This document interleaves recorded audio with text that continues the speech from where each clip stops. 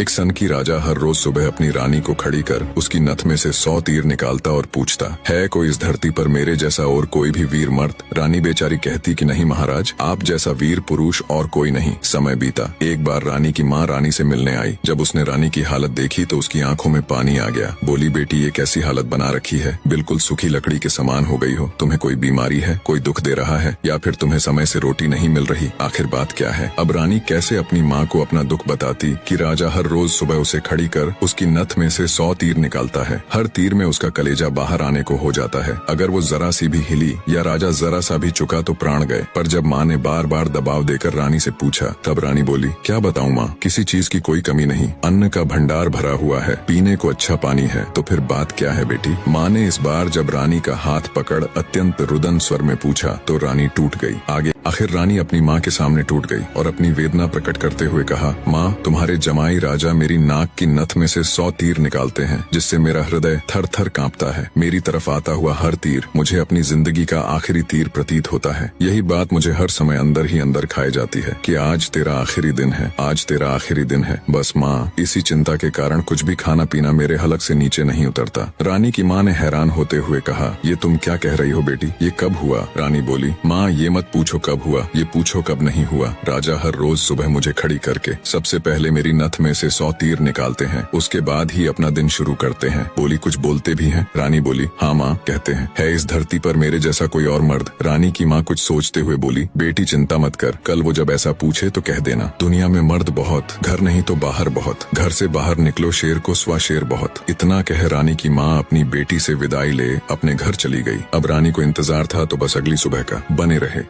राजा ने सोती हुई रानी को हाथ पकड़कर उठाया और कहा, रानी आ जाओ, समय हो गया। रानी ने सोचा, हे भगवान, बस आज और बच जाऊं, फिर तो जो माँ कहकर गई थी वो बोल दूंगी। और उठकर बाग में जाकर आंख बंद करके अपनी नथ पकड़कर खड़ी हो गई। राजा ने रोज की तरह एक के बाद एक 100 तीर रानी की नथ में से निकाले। तीर निकाल राजा बोला, बोल रानी, है दुनिया में मेरे जैसा कोई और शूरवीर मर्द? रानी हिम्मत जुटा बोली, महाराज, दुनिया में शूरवीर मर्द बहुत, घर नहीं तो बाहर बहुत, आप बाहर निकल के देखो, शेर को सवा शेर बहुत। राजा हैरान होते हुए बोला, ठीक है रानी, अगर यही बात है तो कुछ खाने का सामान दो, मैं जा रहा हूँ बाहर शूरवीर मर्द देखने, मैं भी तो देखूं, है कोई मुझसे ज्यादा शूरवीर मर्द इस दुनिया में। थोड़ा बहुत खाने पीने का सामान ले राजा निकल पड़ा। चलते चलते एक कच्चे रास्ते पर हो लिया। थोड़ी दूर ही चला तो आगे देखा, एक आदमी रास्ते के किनारे पर लेटा ऊपर की तरफ एकटक देख रहा है। राजा को बड़ा कौतूहल हुआ। ऊपर की तरफ देखा तो उसे सिवाय सूर्य की तेज किरणों के कुछ दिखाई नहीं दिया। गया जिज्ञासावश उसके पास और पूछा, क्यों भाई, ऊपर क्या देख रहे हो? बने रहे।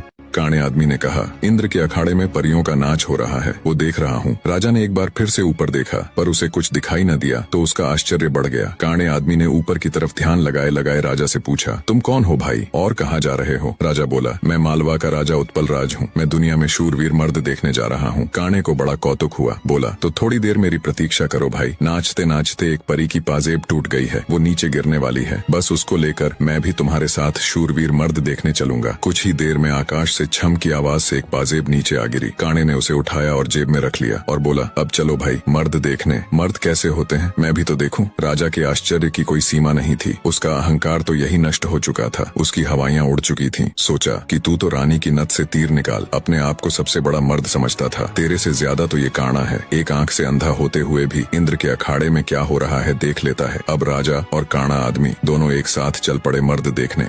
राजा और काणा आदमी अभी कुछ दूर ही चले थे। आगे एक नौजवान व्यक्ति धनुष बाण लिए किसी की प्रतीक्षा में बैठा था। राजा ने उससे भी पूछ लिया, क्यों भाई, कैसे बैठे हो? व्यक्ति बोला, अपने दोस्त का इंतजार कर रहा हूँ। राजा बोला, कहाँ है तुम्हारा दोस्त? व्यक्ति बोला, मैंने 100 कोस पर तीर मारा है, उसे लेने के लिए गया है। इतना सुनना था कि राजा के पैरों नीचे से जमीन खिसक गई। कहानी को बीच में रोक आपकी जानकारी के लिए बता दूं, पुराने समय में दूरी मापने के लिए किलोमीटर या मीटर नहीं बल्कि तब के लोग कोसों के द्वारा ही दूरी को मापते थे। उस समय के एक कोस का मतलब आज के लगभग 3 किलोमीटर है। तो नौजवान व्यक्ति ने राजा और काणे आदमी से पूछा, तुम लोग कहाँ जा रहे हो? काणे ने कहा, मर्द देखने। उत्सुकतावश नौजवान ने कहा, तो भाई हम भी चलेंगे तुम्हारे साथ मर्द देखने, बस थोड़ा इंतजार करो, मेरा दोस्त अभी मेरा तीर लेकर आता ही होगा। राजा बोला, 100 कोस से आज ही थोड़े ना आ जाएगा, उसे तो कई दिन लगेंगे। नौजवान ने मुस्कुराते हुए कहा, नहीं मान्यवर, उसे 100 कोस से जाने और आने में सिर्फ 1 घंटा लगता है। थोड़ी ही देर में एक लंगड़ा व्यक्ति नौजवान के द्वारा छोड़ा हुआ तीर हाथ में लेकर आता है। अब राजा को काटो तो खून नहीं। रानी की नथ में से तीर निकाल खुद को मर्द सूरमा समझने वाले राजा को अब एक से एक बड़े सूरमा टकरा रहे थे। वो जिस बिल में हाथ डाल रहा था वहीं से सांप फुफकारते हुए निकल रहे थे। एक काना आदमी जो एक आंख ना होते हुए भी इंद्र के अखाड़े में परियों का नाच देख रहा है। एक युवा पराक्रमी नौजवान 100 कोस तक तीर मार रहा है। एक अपाहिज लंगड़ा आदमी 100 कोस की दूरी सिर्फ 1 घंटे में नाप देता है। बोझिल कदमों के साथ राजा अब उन तीनों के साथ आगे चल पड़ता है। चलते चलते वे एक नगर में पहुंचे जहां एक राजा की लड़की का स्वयंवर चल रहा था। स्वयंवर की शर्त थी कि